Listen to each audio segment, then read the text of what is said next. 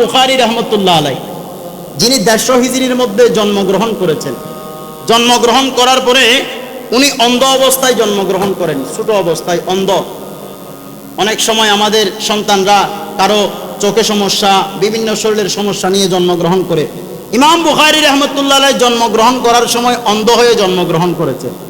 ওনার মা এত পরহেজগার ছিল, ওনার মা এত সিজদাকারী ছিল, রুকুকারী ছিল। ওই মা আল্লাহর দরবারে ছেলের জন্য দোয়া করছেন, সারা রাত কান্নাকাটি করেছেন, সিজদার মধ্যে রাত অতিবাহিত করেছেন।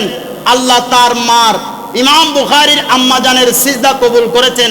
ফজরের মধ্যে দেখে ইমাম বুখারী রাহমাতুল্লাহ আলাইহির চোখ আল্লাহ ভালো করে দিয়েছেন। ইমাম বুখারী রাহমাতুল্লাহ আলাইহি, উনার বাবার বড় পয়সাওয়ালা ছিল। বাবা মাকে দায়িত্ব দিলেন, আমার সন্তানের ভরণ পোষণ আমি সম্পদ দিয়ে গেলাম।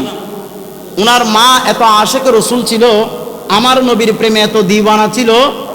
উনার সারা জিন্দেগির সম্পদ, উনার বাবার যত সয় সম্পত্তি ছিল, দ্বন্দ্বলত ছিল, সব কিছু ইমাম বুখারী রাহমাতুল্লাহ আলাইহির পিছনে ইলমে দ্বীন অর্জন করার জন্য খরচ করেছেন। একটু জোরে বলেন না সুবহানাল্লাহ। আর ইমাম বুখারী রাহমাতুল্লাহ আলাইহি, আমরা যদিও নাম এত সহজে নিই, উনার জীবনটা এত সহজ ছিল না। তৎকালীন যুগের বাদশাহ ইমাম বুখারী রাহমাতুল্লাহ আলাইহিকে বড় কষ্ট দিয়েছেন। ইমাম বুখারী রাহমাতুল্লাহ আলাইহি যে শহরে থাকতেন, ওই শহরে ইলমে দ্বীন অর্জন করার জন্য বিভিন্ন স্থান থেকে অনেক ছাত্ররা ইমাম বুখারী রাহমাতুল্লাহ আলাইহির কাছে আসতো। জোরে পড়েন সুবহানাল্লাহ।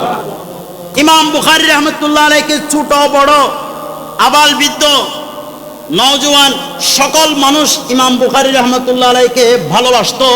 কারণ ইমাম বুখারী রাহমাতুল্লাহ আলাইহি হাদিসের চর্চা করতেন, আমার নবীর দিওয়ানা ছিলেন। ইমাম বুখারী রাহমাতুল্লাহ আলাইহি হাদিসের খেদমত করতে গিয়ে ওই তৎকালীন যুগের বাদশা ওনাকে দেশ ছেড়ে যাওয়ার জন্য হুকুম করলেন। ওই সময়ের হুকুমত ছিল, ওই হুকুমতকে নির্দেশ দিলেন ইমাম বুখারী রাহমাতুল্লাহ আলাইহি যেন দেশের মধ্যে থাকতে না পারে। ইমাম বুখারী রাহমাতুল্লাহ আলাইহি নবীকে কত ভালোবাসেন। আমাদেরকে যদি বলা হয় মসজিদের খেতাবত থেকে ছেড়ে দিতে হবে, এই কথা বললে, এই আওয়াজ করলে, এই আলোচনা করলে, আমরা অনেক সময় চাকরি টিকিয়ে রাখার জন্য, ইমামতি টিকিয়ে রাখার জন্য, ক্ষমতা টিকিয়ে রাখার জন্য আমরা একটু নর্মাল হয়ে যাই, কথা চেঞ্জ করে দিই। কিন্তু ইমাম বুখারী রাহমাতুল্লাহ আলাইহি ওনাকে দেশ ছাড়ার জন্য নির্দেশ দেওয়ার পরেও ইমাম বুখারী রাহমাতুল্লাহ আলাইহি নবীর উম্মতদেরকে সঠিক পথে আনার জন্য বুখারী শরীফ রচনার যে দায়িত্ব নিয়েছেন, দেশ ছেড়েছেন, বিভিন্ন জায়গায় ঘোরাফেরা করেছেন, যে কিতাবগুলো লিখতেন সেগুলো কিছুক্ষণ কাঁধে নিয়ে হেঁটেছেন, কিছুক্ষণ রাস্তার মধ্যে রাত যাপন করেছেন। এত কষ্ট করার পরেও তিনি তার কথা থেকে, নীতি থেকে এক চুল পরিমাণ নড়াচড়া করেন নাই এবং জাতিকে বুখারী শরীফ উপহার দিলেন। জোরে পড়েন সুবহানাল্লাহ। আমাদের সমাজে কিছু কিছু মানুষ বলে, আমরা যখন ঈদে মিলাদুন নবী আদায় করি, পালন করি, তখন আমাদের কাছে প্রশ্ন আসে, আমরা যখন গরিবে নামাজের উরুস শরীফ, গৌসুল আজম মাইজভান্ডারী রাহমাতুল্লাহ আলাইহির উরুস শরীফ, আমরা যখন ইমাম শেরে বাংলা রাহমাতুল্লাহ আলাইহির উরুস শরীফ যখন পালন করি, যখন রসুলে পাককে দাঁড়িয়ে সালাম দিই, বিভিন্ন প্রশ্ন মিডিয়ার মাধ্যমে, অনলাইনে অফলাইনে আমাদের কাছে আসে, আমরা দেখতে পাই।